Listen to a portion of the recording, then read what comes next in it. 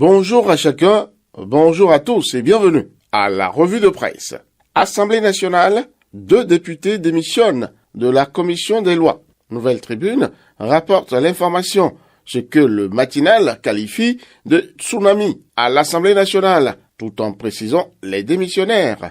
Il s'agit en effet du premier vice-président de la commission et du deuxième rapporteur.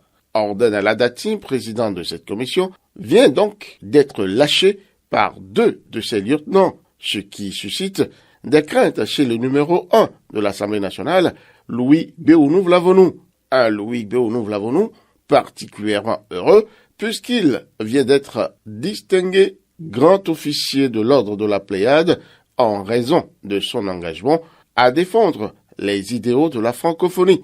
Ceci fait suite, évidemment, à la visite du délégué général de l'Assemblée parlementaire de la francophonie, Bruno Fache, signale le coopérant.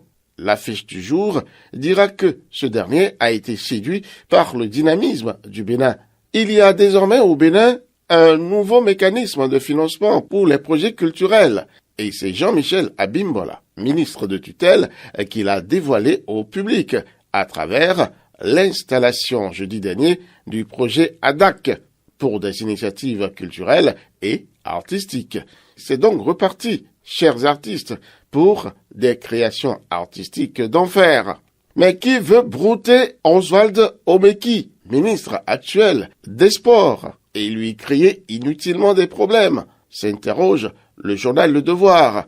Il y a un fossé entre être connu et être populaire, poursuit le journal, qui conclut « Il ne s'en remettra jamais après sa sortie du gouvernement ». Apparemment, le journal apprend que l'homme est aussi parmi ceux dont les candidatures sont suscitées par Mont et par Vaux. Plus de fêtes, de réceptions, encore moins des présents aux membres de jury après les soutenances à l'université d'Abomey-Calavi. Le recteur Félicien Avlessi ne veut plus du tout en entendre parler.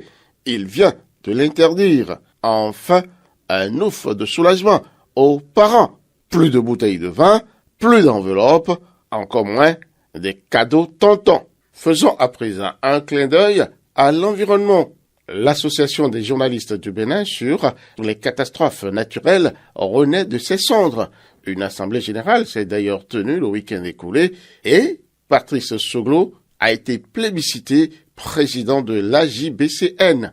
Avec lui donc, de nouvelles perspectives pour cette association qui est spécialisée dans les actions dans les médias pour lutter efficacement contre les catastrophes naturelles.